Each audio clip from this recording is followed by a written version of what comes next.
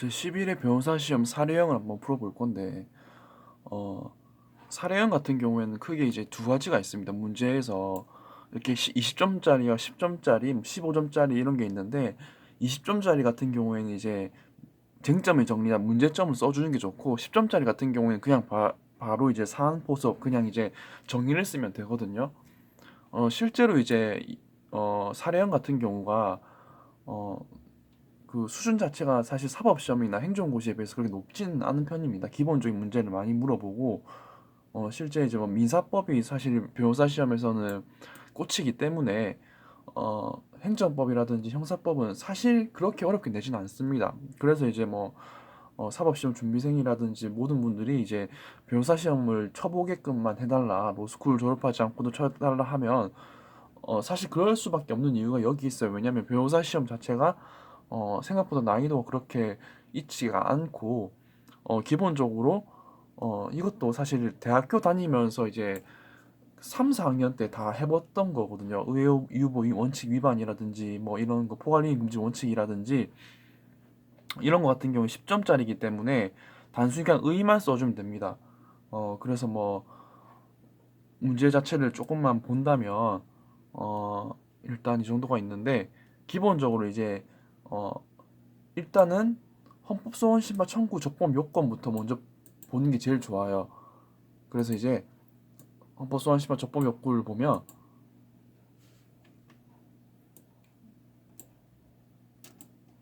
그래서 이제 봤을 때 일단 문제부터 먼저 볼게요. 혼인하여 3자녀를 둔 5인 가구, 5인 가구가 있네. 5인 가구가 있는데 세대 주인 갑이 독점적으로 전기를 공급하고 있는 전기 판매 사업자 S와 전기 공급 계약을 체결하고 예, 이렇게 있는데 두 배 이상 불었는데 이게 누진 요금 관련된 거, 예, 누진 요금이네요. 누진 요금 관련된 건데 문제가 그래서 계약의 자유를 침해한다. 뭐 조금 읽다 보면 재산권 관련된 것도 침해 여부를 할 수도 있을 것 같은데 다행히 뭐 재산권 관련된 부분은 없네요. 그래서 이제 전기산업법에 따라서 이제 의회유보 원칙과 포괄위임 금지 원칙에 위배되고 혼인하여 돼가지고 이런 갑의 평등권을 침해한다라고 이제 주장을 했네요. 그래서 이제 위헌법률심판 제청이 있는데 위헌법률심판 제청 같은 경우에도 법률 요건이 여러 가지가 있는데 물론 이제 그 일단 헌법소원 같은 경우에도 위헌소원과 68조 1, 2항 이렇게 나눠져 있거든요. 그러니까 공권력은 행사 관련된 68조 1항 같은 경우에는 천공 기본권 변기라고 하는데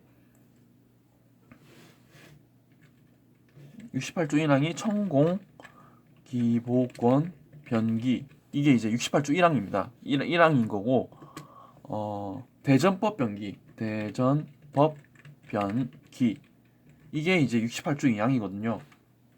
2항인데 사실 이제 68조 2항을 묻고 있는 거네요. 그래서 이제 쟁점별로 봤을 때 이 정도만 체크를 해놓고 20점짜리니까 문제점을 써주는 게 좋습니다. 20점짜리이기 때문에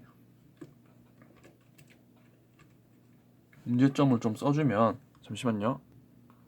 타자를 좀 치면서 하고 싶어가지고 문제점을 써주면 일단은 문제점이란 게 뭐냐면 이 헌법재판 소원 심판 청구 적법 요건이기 때문에 이런 것들을 이제 확정되고 이게 적법한지 여부를 쓰면 됩니다. 그래서 이제 이 부분을 쓰면 되는 것이고 그리고 적법 요건을 보시면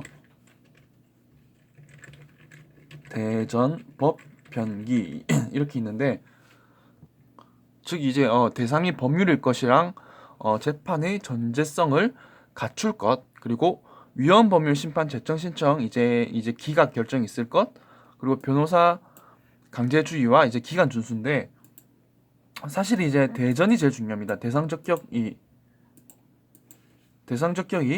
이제 법인지 대상 적격이 법이 맞는지를 보시면 여기 보시면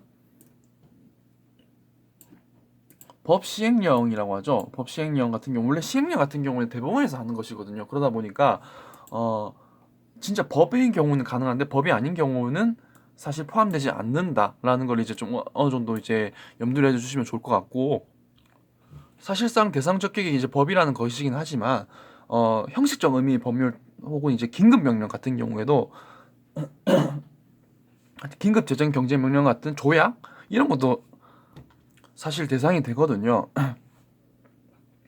그래서 이제 그냥 일반적인 대통령령이나 부령은 이제 그 대상이 되지 않기 때문에 그 정도를 좀 알고 계시면 될 것 같고, 그리고 이제 대상특기 법인 경우에는 법은 되지만 시행령이 되지 않는다라는 걸 이제 판단을 하시고, 그리고 재판의 전제성 같은 경우에도 구체적 사건이 이제 법원에 계속되어 개적다라고 하는데 그러니까 법원에 계속되어 있거나 법원에 계속 자꾸 이제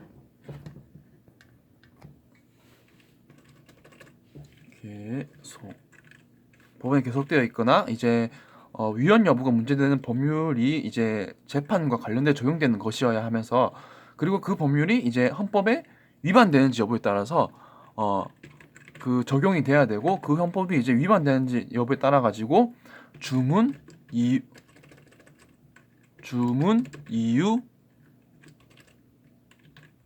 내용이 그 효력에 영향을 줘야 됩니다. 그래서 이제 개적다라고 해서 다른 내용의 재판을 하게 되는 경우, 자꾸 이제 타자치기가 힘든데 이런 경우를 이제 말하는 겁니다. 문제점을 쓰고 난 다음에. 그래서 적법 요건을 보시면 대상 적격이 법일 경우는 가능하지만 법이 아닌 것은 기각한다. 뭐 이 정도로 체크해 주시면 될 것 같고, 의회 유보 원칙 위반 여부에 대해서 나와 있는, 잠시만요. 이게 의회 유보 원칙 같은 경우에는 잠시만요. 이게 10점짜리다 보니까 바로 이제 사안 포섭을 하면 되는데, 국민의 그런 기본권 실현 관련된 영역 같은 경우에, 실현에 관련된 영역은 국민의 대표자인 의회가 직접 결정되어야 하는 겁니다. 예, 결정하여야 한다는 것인데, 그런 본질적 사항 같은 경우에 사실 중요한 본질적 사항을,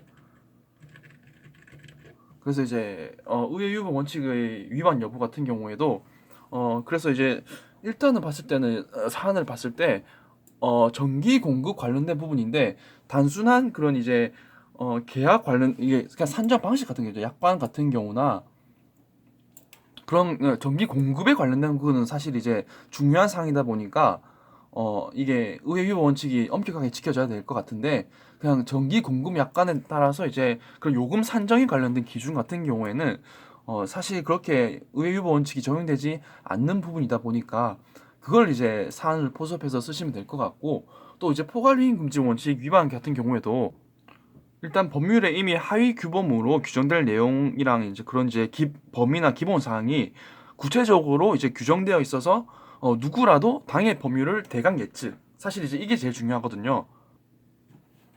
보시면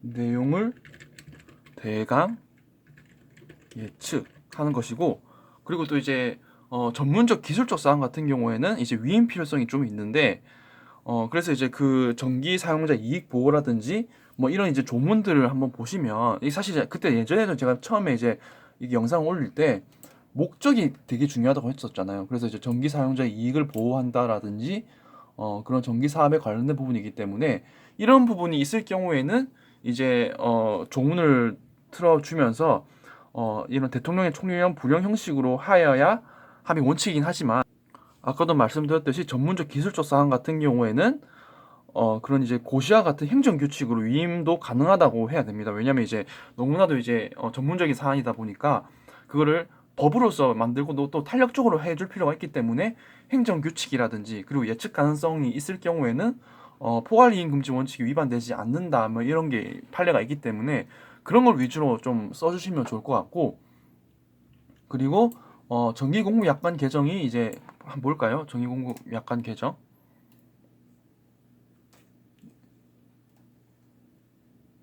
이 약관 개정이 있는데 뭐 이런 게 있네요. 보시면 뭐 이런 정기공무 약관 개정 자체가 가ቤ평등을 침해하는지 검토를 해야 되는데, 이것도 마찬가지로 20점짜리이기 때문에 이제 문제를 써야 됩니다. 문제 같은 경우에도 여기 보시면 이제 혼인과 가족 이쪽 혼인하에 대가족으로 이르는 갑의 평등권을 침해한다. 이거를 이제 평등권을 침해한다. 이거를 이제 써야 되는 것이고, 문제점을 쓰고 난 다음에는 잠시만요.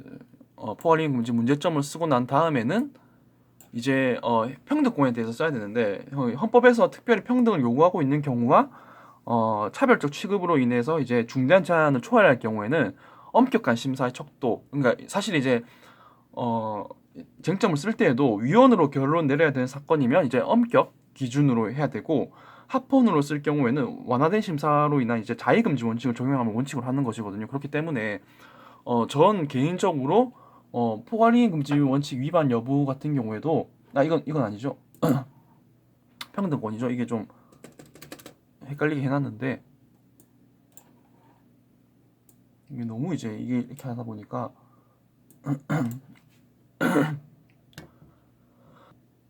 일단 문제점을 한번 쓰고 문제점을 쓰고 이제 평등권 심사의 원칙을 이제 자의금지냐, 그 다음에 엄격한 비례의 원칙이냐에 따라서 쓰고, 만약에 이제 이게 누진제로 인한 이제 부분이 뭐 합헌일 경우에는 이 아까 말씀드렸듯이 자의금지 원칙에 따라서 뭐 제일 많이 쓰는 말 소득 재분배라든지 실제로 차별을 하지 않는다. 차별하지 않는 것과 이제 전력 부족 등 재반 사정을 통해서 이제 합헌이라는 부분을 이제 어필하시면 될 것 같고, 만약에 위헌이라면 세대별로 하는 것보다도, 왜냐면 세대별로 하는 것보다도 인원수대로 해야만이 이제 실질적인 평등을 실현한다. 뭐 이런 식으로 이제 쟁점을 쓰면 되기 때문에 사실 이 부분도 그렇게 뭐 어렵진 않은 겁니다. 기본적으로 다 하는 것이기 때문에.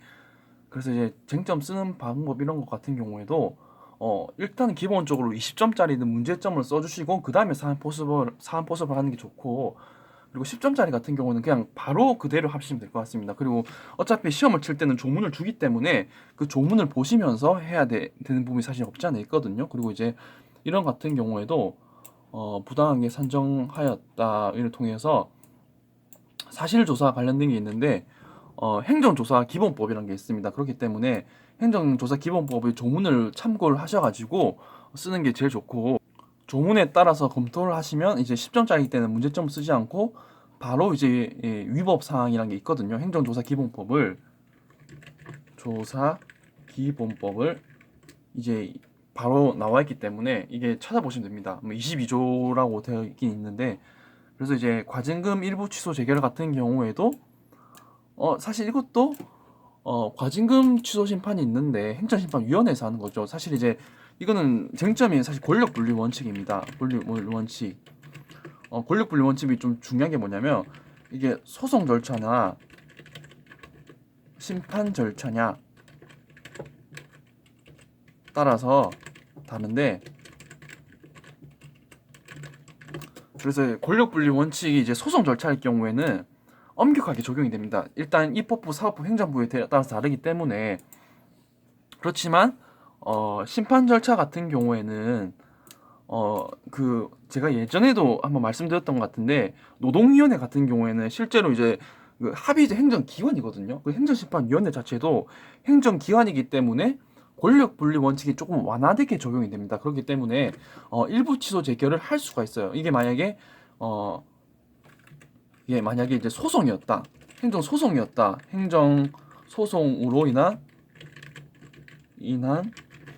법원이었으면 이게 일부 취소 재결을 할 수가 없거든요. 사실 문제점 같은 경우를 쓰시고 그 다음에 권력분리 원칙에 대해서 조금 쓰시고 난 다음에 소송 절차, 심판 절차에 따라서 다르다는 부분을 이제 쟁점을 잡고 그걸 위주로 이제 쓰시면 핵심이 사실 이거거든요. 그렇기 때문에 일부 취소 재결을 가능한지 여부를 일단은 먼저 이제 하시면 될 것 같기도 한데 일단은 가장 중요한 게 권력 분리 원칙 위주로 써 주시는 게 그렇게 해서 일부 취소 재결이 가능한지 이거를 이제 써 주시면 될 것 같고 그래서 이제 쟁점별로 그렇게 잡는 것과 이제 핵심이 사실 이런 거기 때문에 이번 사례형 같은 경우에도 사실 이제 사례형 같은 경우에 이제 조금 쓰면서 하는 게 사실 좀 있거든요. 좀 풀다 보면 일단 쟁점적으로 잡고 그 다음에 이제 그런 이제 그 연습장 같은 걸 한 장 줍니다. 시험 칠 때. 그래서 거기서 이제 어느 정도 이제 그런 틀을 좀 마련한 다음에 쓰시면 사실 기본적으로 어렵지가 않을 것 같습니다. 실제 저는 개인적으로 이제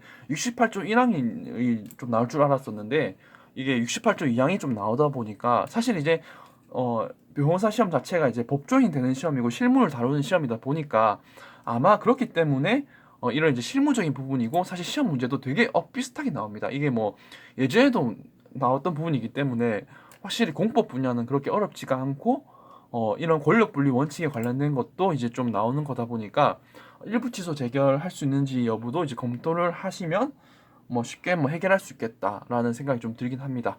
자, 이제 오늘은 이제 이렇게 영상을 마치도록 할게요. 감사합니다.